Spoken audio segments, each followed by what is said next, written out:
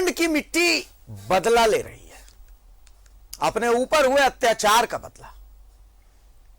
जिन जिन लोगों ने झारखंड को लूटा, आज वही झारखंड अपनी मिट्टी के सहारे चूना, सीमेंट और ईंट से बने बिल्डिंग्स में उनको रुला रहा है, उनसे हिसाब ले रहा है झारखंड।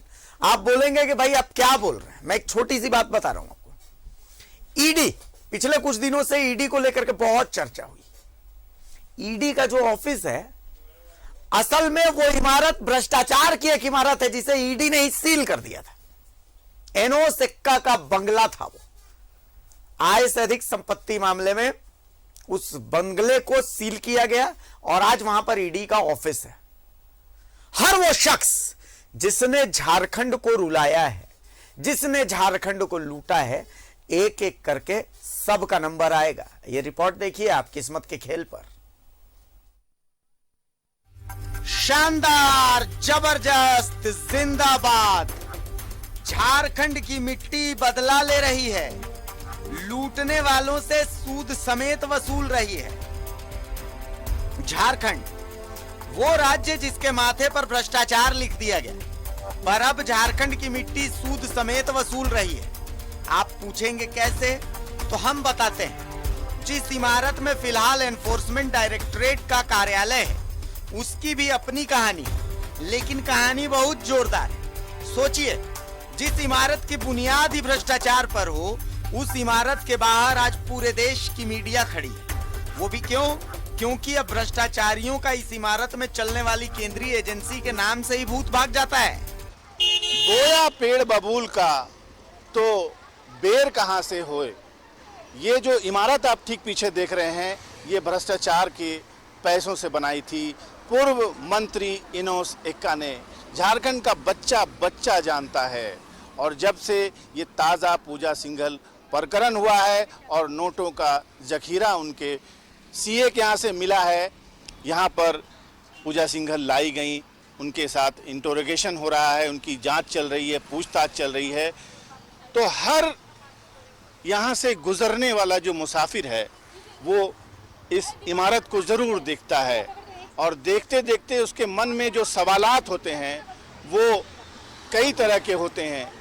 उसे नफरत हो जाती है सिस्टम से कि आखिर कोई इतना पावरफुल आदमी जिसकी सैलरी ही 3.25 लाख रुपए हो, सारी सुख सुविधाएं उसके पास हों, कई कई गाड़ियां ड्राइवरों के साथ उससे मिली हुई हों, रहने के लिए शानदार मकान मिला हुआ हो, तो फिर आखिर क्यों उसे इतने भ्रष्टाचार की ज़रूरत पड़ती है, इतने पैसों की आखिर ज़रूरत उसको क्यों पड़ी।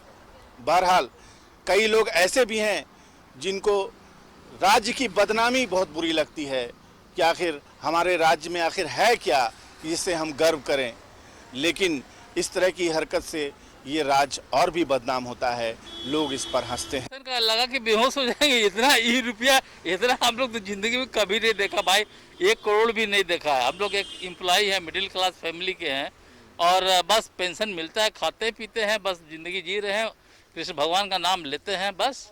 और क्या रीजन ऑफ झारखंड एक्चुअली मुझे बहुत बुरा लगा। अगर वो मनी रियल डेवलपमेंट में यूज़ होते तो आज हमारा झारखंड कुछ अच्छे रैंक में आता। अगर आप सस्टेनेबल डेवलपमेंट देखते हैं और नैस्डैक एकेडमी का लिस्ट देखते हैं तो उस हिसाब से झारखंड बहुत पीछे आता है। तो हर मामले में अगर वो सब मनी डेवलपमेंट में यूज़ होता तो काफ़ी अच्छा रहता। अगर आप देखेंगे दूसरे लोगों के स्टेट से पूछेंगे तो झारखंड का बहुत कोई पॉजिटिव रिस्पांस नहीं है दूसरे स्टेट्स में। प्लस ऐसे करप्शन के केस देख करके भी बुरा लगता है कि एक आईएएस अधिकारी जिनके पास हर सुख सुविधा है, उन्होंने अपनी मेहनत से वो हासिल किया है, उसके बाद भी उन्हें ये सब करने की ज़रूरत पड़ जाती है, तो ये देख करके बुरा ही लगता है। तभी तो कहा शानदार, जबरदस्त, जिंदाबाद। झारखंड की मिट्टी से ही बनी है ये इमारत, बस उसमें थोड़ा सीमेंट, थोड़ा ईंटा, थोड़ा चूना मिला दिया गया, लेकिन दिन फिरना तो इसी को कहते हैं। अब झारखंड की मिट्टी बदला ले रही है। देखिए, कल तक हे दृष्टि से देखी जाने वाली ये इमारत आज ईडी का कार्यालय है। इसे ही कहते हैं समय का पहिया। 12 दिनों से ईडी कार्यालय के आगे हिंदुस्तान की तमाम मीडिया कर्मियों का जमावड़ा लगा हुआ है। एक से एक मसालेदार खबरें नेशनल मीडिया में झारखंड के बारे में प्रसारित हो रही हैं, और ये बात भी प्रसारित हो रही है कि एक बार एक निर्दलीय मुख्यमंत्री बना और उसी के राज्य में एक मंत्री था एनोस एक्का, जिसने इतनी संपत्ति इतने अल्प समय में इकट्ठा कर ली, जिससे ये शानदार मकान बनाया। ये मकान तब बना था लगभग 1.5-2 करोड़ की लागत से। इसकी अंदर की तस्वीरें अगर आप देखेंगे तो कोई ये छोटा मोटा महल दिखाई देगा। अंदर 7-8 वेल फर्निश्ड रूम्स हैं और ये 3 मंजिला इमारत है, लेकिन उसमें लिफ्ट की सुविधा मौजूद है। आप समझ सकते हैं कि ऐशो आराम की सारी सुविधाएं एनोस एक्का ने इसमें जमा की थी। उस वक्त का तमाम शानदार फर्नीचर, तमाम शानदार इंटीरियर, तमाम शानदार सुविधाएं इस इमारत में मुहैया कराई गई थी, लेकिन हुआ वही जो नियति को लिखा था। आखिर अंजाम वही हुआ जो ऐसे पैसे कमाई के साधनों का होता है। एनोस एक्का से ये इमारत छीन ली गई और ईडी का मुख्यालय खोल दिया गया।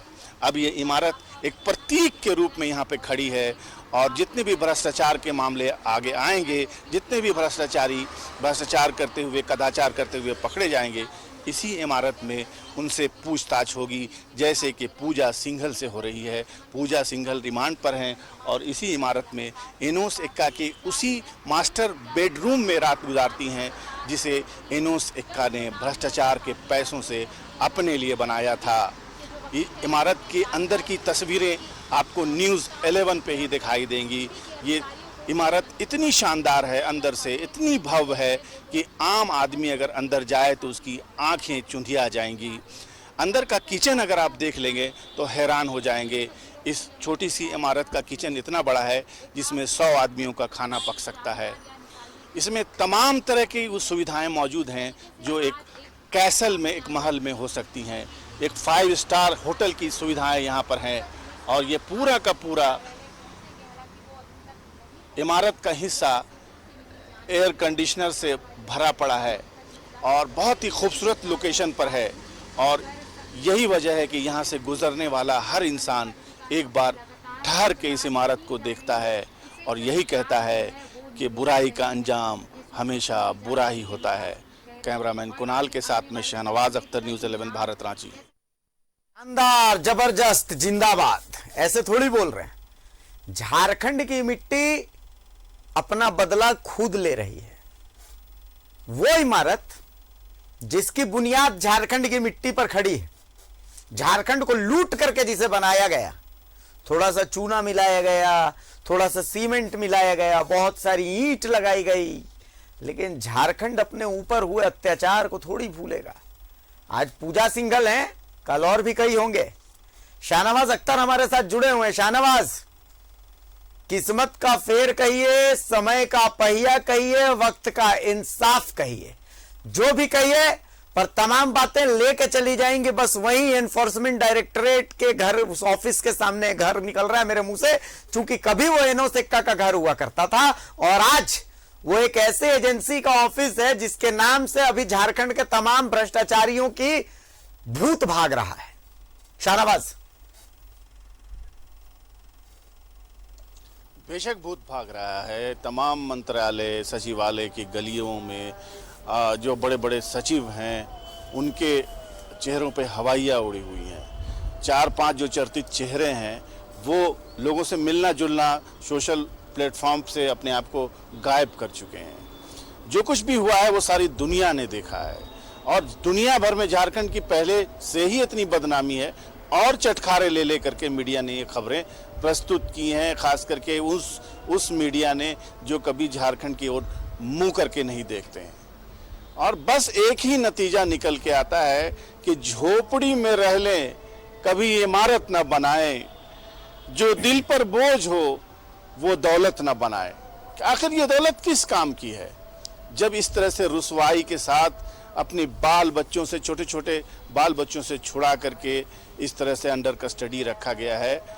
उस नौकरी पेशा अधिकारी को जो जिसकी पोस्ट, जिसकी नौकरी, जिसका कैडर गौरव का प्रतीक माना जाता है, उससे बेहतर कुछ नहीं है झारखंड में, देश में। IAS और उसमें भी बहुत बेहतरीन रैंक लाने वाली पूजा सिंघल, उनकी जो अगर सर्विस अगर रहेगी तो 2038 तक रहेगी। जब वो ट्रेनिंग ले रही थी लवासना में, देहरादून में ही है वो उनके जो साथी सहयोगी कहते थे उनको चीफ सेक्रेटरी कहा करते थे, कैबिनेट सेक्रेटरी कहा करते थे, ये कह करके उनको चिढ़ाते थे, उनको संबोधित करते थे। मतलब ये है कि बहुत कम एज में और बहुत अच्छी शुरुआत उन्होंने की थी, लेकिन अंजाम क्या हुआ? किसी के कहने पे, किसी के दबाव में, या फिर एक शौक चर्रा जाता है ऐसे बड़े पदाधिकारियों को, क्योंकि उनको भी अच्छी पोस्टिंग के लिए पैसे की ज़रूरत होती है। और उस पर से झारखंड की भ्रष्टाचार में लिप्त कई सरकारें उन्होंने देखी होंगी, जिनको उनको पैसे देने पड़े होंगे। तो जाहिर है अगर कोई अच्छा आदमी भी है तो अगर उसको पैसे देने पड़ेंगे किसी काम के लिए तो उसका भी सिस्टम गड़बड़ा जाता है। बहरहाल ये गलत था कि सिस्टम गड़बड़ाना नहीं चाहिए। लो प्रोफाइल में रह करके भी ज़िंदगी गुजारी जा सकती है। आपने अमित खरे को देखा है, आज अमित खरे केंद्र में है, पीएमओ में है, 16 से 17 मंत्रालय की फाइल उनके पास आती है, बेहद सम्मानित पद पे हैं। वो भी तो एक इंसान है, उनको भी तो पैसे की जरूरत। उनका रांची में तो कोई मकान है नहीं, एक पुश्तैनी घर है कटरू में, मेरे ही घर के आसपास है, और वो भी नॉर्मल सा एक मकान है। वो 2 भाइयों का मकान है, उसमें किराया लगा हुआ है। आप समझ सकते हैं कि ऐसे भी तो अधिकारी हैं जो आराम से इज्जत के साथ अपनी ज़िंदगी गुजारते हैं। तो ये नहीं कह सकते कि किसी मजबूरी के तहत कोई आदमी भ्रष्ट हो जाता है, एक अपवाद हो सकता है। बहरहाल नेनोस इक्का का ये मकान भ्रष्टाचार की एक प्रतीक इमारत के तौर पर पूरी दुनिया में अब मशहूर हो चुका है। और मुझे वो सौभाग्य प्राप्त हुआ था कि मैं अंदर जाके, जब ईडी का कार्यालय वहाँ पे खुल रहा था, उतनी सख्ती नहीं थी, मैं अंदर तक गया था। और इस इमारत के 3 मंजिलें हैं, और जो पहली मंजिल है उसमें सारा ऑफिस और ये और वो, बैठक, मीटिंग रूम, सारी चीज़ें हैं। उसके बाद फर्स्ट फ्लोर पे 4-5 बड़े बड़े बेडरूम हैं, बड़े बड़े वार्डरोब्स हैं।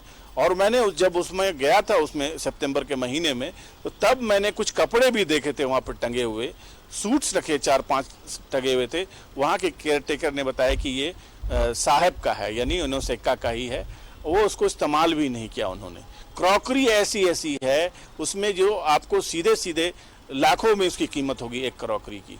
और जो बाथ टब है, बाथरूम है, चेंजिंग रूम है, टीवी लाउंज है, क्या नहीं है उस घर में। एक छोटा मोटा कैसल कह सकते हैं उसको, एंटीक लुक दे करके उसको बनाया गया था। तब के जो आर्किटेक्ट थे, इंटीरियर डिज़ाइनर थे, वो सीधे दिल्ली और मुंबई से चीज़ें पसंद करके बताते थे और वहाँ से प्लेन के ज़रिए वो चीज़ें यहाँ मंगाई जाती।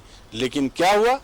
अंजाम यही है कि ये इमारत आज जो भी देखता है, अब उसकी मालिक के भ्रष्टाचार की पूरी जानकारी उसको है। और एक नई पीढ़ी के कुछ बच्चों के आपने बाइट भी देखे हैं, तमाम लोग शर्मसार हैं, अपने रिश्तेदारों को बताते हैं कि हाँ ऐसा है, ऐसा झारखंड में हुआ है। 17 करोड़ रुपया निकला है किसी एक व्यक्ति के पास से। और ऐसे भी झारखंड में लोग हैं जो मार भात खाने के भी नसीब नहीं है। स्कूल में जाते हैं तो नंगे पैर जाते हैं। गरीबी का ये आलम है कि आप जरा गाँव की तरफ जाके देखें तो आपको पता चलेगा कि किस हाल में लोग यहाँ ज़िंदगी गुजार रहे हैं। और उन्हीं के राज में, उन्हीं के जो अफसरान हैं, वो इस तरह की हरकतें करते हैं। और हरकतें करते हैं तो फिर उनका अंजाम क्या होता है, ये भी एक हकीकत है, सच्चाई है। नेनोस इक्का के इस मकान में जो ईडी का मुख्यालय बन गया है, अब जब तक इसका अस्तित्व रहेगा, यहाँ पर भ्रष्टाचारियों का इंटरोगेशन होता रहेगा। और ये इमारत एक तरह से बदला ले रही है। आप बिल्कुल सही कह रहे हैं कि ठीक है, भ्रष्टाचार होता होगा, लेकिन अब पकड़ भी होने लगी है और दबिश भी। जी चलिए शाहनवाज जी, बहुत उम्दा आपने बात कही। उम्दा बात यह कही कि आप एक जगह पर जब पहुंच जाते हैं तो कोई जरूरी नहीं कि आपको वहां से गलत रास्ते को ही अख्तियार करना पड़ेगा। और आपने अमित खरे जी का उदाहरण दिया, बिल्कुल सही बात है कि झारखंड में ऐसे भी अधिकारी दिए हैं जो कि पूरे देश के लिए नजीर बने। और सिर्फ ऐसा नहीं, अमित खरे जैसे अधिकारी जिन्हें बाद में केंद्र ने आत्मसात किया है कि भाई आप हमारे साथ आइए, मतलब आपकी जरूरत झारखंड से ज्यादा देश को है। ऐसे बहुत सारे अधिकारी, अमित खरे और इनके अलावा भी बहुत सारे ऐसे अधिकारी हैं जिनको एक नजीर के तर्ज पर समझने की जरूरत है झारखंड के उन अधिकारियों को जो अभी या तो ईडी के दरवाजे पर पहुंच गए हैं, या फिर ईडी के दरवाजे के बाहर खड़े होकर के जो नॉक कर रहे हैं, या फिर रात में जिनके सपने में ईडी आती है। उन सभी के लिए ये नजीर हैं जिनकी खबर हो सकता है आज नहीं तो कल आगे भी हम दिखाएंगे। बहुत शुक्रिया शाहनवाज अख्तर ये खबर दिखाने और बताने के लिए। तो कुल मिलाकर के कोई जरूरी नहीं है कि भैया हमेशा रॉन्ग टर्न लिया जाए, जिंदगी राइट टर्न के सहारे भी गुजारी जा सकती है।